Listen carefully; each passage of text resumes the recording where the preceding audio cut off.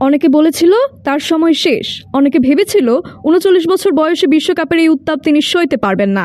কিন্তু সমালোচকদের সব হিসেব নিকেশ পাল্টে দেওয়ার জন্য লিওনেল মেসির মাত্র একটা মুহূর্তই যথেষ্ট। আলজেরিয়ার বিপক্ষে ম্যাচের গল্পটা ঠিক তেমনই। গ্যালারিতে হাজারো দর্শকের চিৎকার, মাঠে দুপক্ষের তীব্র লড়াই। আলজেরিয়ার রক্ষণভাগ দেয়ালের মতো দাঁড়িয়েছিল আর্জেন্টিনার সামনে। গোল পাওয়ার সব চেষ্টায় যখন ব্যর্থ হচ্ছিল, তখন ঘড়ির কাঁটা ছুঁল ১৬ মিনিট। আর সেই ১৬ মিনিটেই ফুটবল বিশ্ব সাক্ষী হলো এক নতুন মহাকাব্যের। ডি বক্সের ঠিক বাইরে বলটি এসে থামল মেসির পায়ে। পরিস্থিতি ছিল অসম্ভব কঠিন। ৪ জন ডিফেন্ডার তাকে ঘিরে ধরছিল। পাস দেওয়ার মতো কোনো জায়গায় ছিল না। কিন্তু যেখানে সাধারণ ফুটবলারদের চিন্তা শেষ হয়, সেখান থেকেই মেসির জাদু শুরু হয়।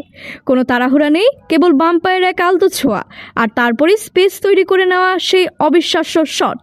বলটি যেন বাতাসের বুকে এক নিখুঁত বাঁক নিয়ে সোজা আছড়ে পড়ল আলজেরিয়ার জালে। আলজেরিয়ার গোলরক্ষক কেবল ডাইভ দেওয়ার চেষ্টায় শূন্যে ভেসে রইলেন, কিন্তু বলের গতি আর সুইংয়ের কাছে তিনি ছিলেন সম্পূর্ণ অসহায়। পুরো স্টেডিয়াম তখন এক লহমায় স্তব্ধতা ভেঙে উল্লাসের জোয়ারে ভেসে গেল। ধারাভাষ্যকারের কণ্ঠে তখন একটাই নাম, লিওনেল মেসি। এটি কেবল একটি গোল ছিল না, এটি ছিল একজন রাজার তার সাম্রাজ্যে ফিরে আসার ঘোষণা। এই এক জাদুকরী শটে আলজেরিয়ার সব প্রতিরোধ ভেঙে চুরমার হয়ে যায় এবং আর্জেন্টিনা ম্যাচের পূর্ণ নিয়ন্ত্রণ নিজেদের করে নেয়। বয়স যাই হোক, মেসি এখনও সেই একই রকম নিখুঁত, একই রকম ভয়ঙ্কর। আদ্রিতা, ফোকাস 24।